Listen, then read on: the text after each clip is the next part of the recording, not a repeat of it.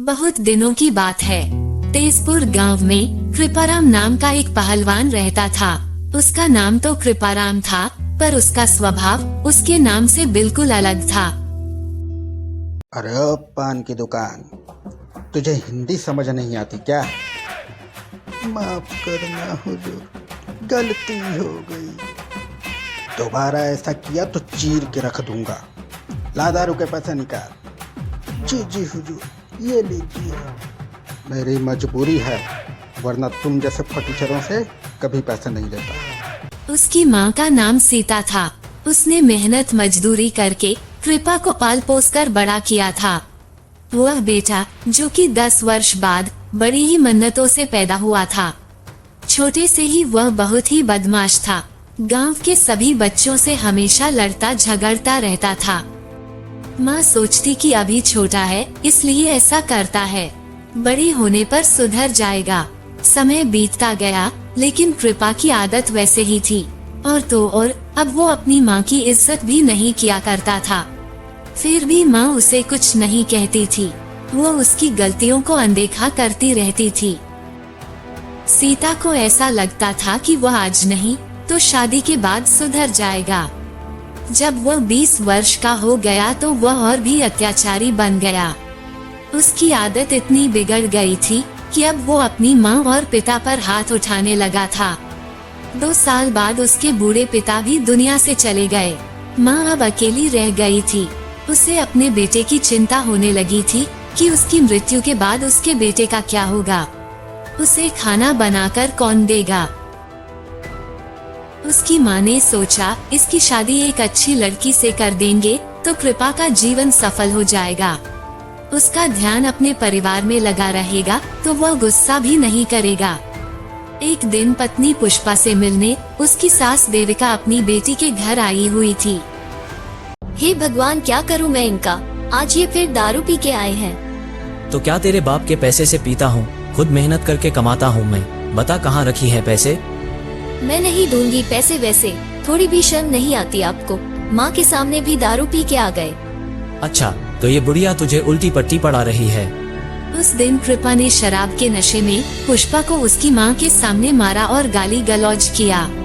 बेचारी पत्नी क्या करती, वह गरीब परिवार से थी और ज्यादा पढ़ी लिखी भी नहीं थी, इसलिए वह चुप रही। कुछ महीनों बाद कृपा की बूढ़ी माँ की भी मृत्यु हो गई। 4 साल के अंदर पुष्पा ने 2 बच्चों को जन्म दिया। कृपा उन बच्चों को भी मारा पीटा करता था। पुष्पा ये गम सहती गई और कुछ न कह पाती थी। नौकरों की तरह घर के सारे काम किया करती थी। रात को भी वह चैन की सांस नहीं ले पाती थी। उसका पति शराब पीकर आता और मारपीट करता। 15 साल तक तो बेचारी पुष्पा जैसे तैसे करके काम काज करती रही और अपने अत्याचारी पति की मार सहती रही, ताकि उसके बच्चे पढ़ लिख कर अच्छे ऑफिसर बन जाए और वे उनकी माँ की तरह जीवन ना जिए। भगवान की कृपा और पुष्पा की मेहनत रंग लाए। प्रिया जिस कॉलेज में पढ़ती थी, वहाँ MSc सेकेंड ईयर में प्रथम आई। उसकी माँ का सपना पूरा होने लगा था। उसे अपनी बेटी पर गर्व था कि यह एक दिन बड़ा मुकाम हासिल करेगी। अचानक एक रोज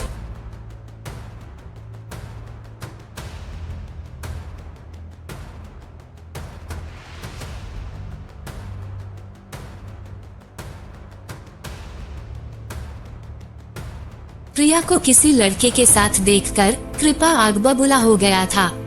घर आकर प्रिया को बुरा भला कहने लगा और मारने लगा। प्रिया पढ़ी लिखी और समझदार लड़की थी। उसने जैसे तैसे करके खुद को बचाया।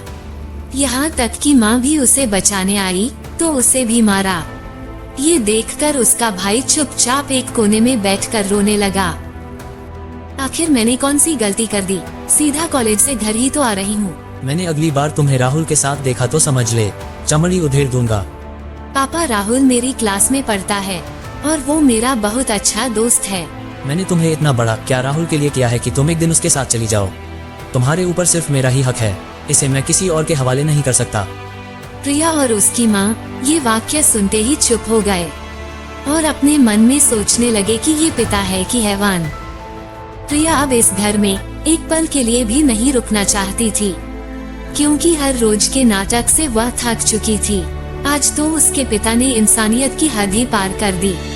अब उसे पिता नाम से भी नफरत होने लगी थी। आसपास के लोग भी उनकी मदद करने से डरते थे। किसी ने उनकी मदद की तो उसके पिता पड़ोसी लोगों से भी लड़ाई करते थे। लोग उनकी मदद तो करना चाहते थे पर कर नहीं पाते थे। उसकी माँ ने उसके लिए इतना संघर्ष किया था, उसे प्रिया पूरा करना चाहती थी। एक दिन जब उसके पिता घर से किसी काम के लिए 2 दिन के लिए बाहर चले गए, तभी पुष्पा ने सोचा यह अच्छा मौका है। रोज रोज के झगड़े से तंग आकर पुष्पा ने प्रिया की शादी अपने सहेली के बेटे राहुल से करा देती है, जो प्रिया की क्लास में ही पढ़ता है, और अपनी बेटी को इस नर्क से निकाल देती है। उसी रात प्रिया और राहुल उस गांव से चले जाते हैं और दिल्ली जाकर अपनी आगे की पढ़ाई करते हैं। घर पर जब उसके पिता को ये सब पता चलता है तो हमेशा की तरह फिर से लड़ाई होती है। लेकिन आज के इस लड़ाई से पुष्पा को बहुत सुकून मिला। समय बीतता गया, जल्द ही प्रिया वकील बन गई। उसने अपनी माँ पुष्पा को उस नर्क से आजादी दिलाई और अपनी माँ सहित छोटे भाई को अपने साथ अपने घर में रखकर अच्छे तरह से पढ़ा लिखा रही है। आज वे सब एक सम्मान का जीवन व्यतीत कर रहे हैं। अंततः पुष्पा का ये संघर्ष पूरा हुआ। उधर उसके पिता अब अकेले अपनी जिंदगी जी रहे हैं। कोई भी उन्हें खाने के लिए नहीं देता। जैसे तैसे वह पापी अपना जीवन जी रहा है। कह सकते हैं कि अपने कर्मों की सजा भुगत रहा है। इसलिए ऐसा कहा जाता है कि धरती पर स्वर्ग और नर्क दोनों है। जो जैसा कर्म करेगा उसे वैसा ही भुगतना पड़ेगा। इसलिए सबके साथ अच्छा व्यवहार करना चाहिए ताकि हमारे साथ भी लोग अच्छा व्यवहार करें।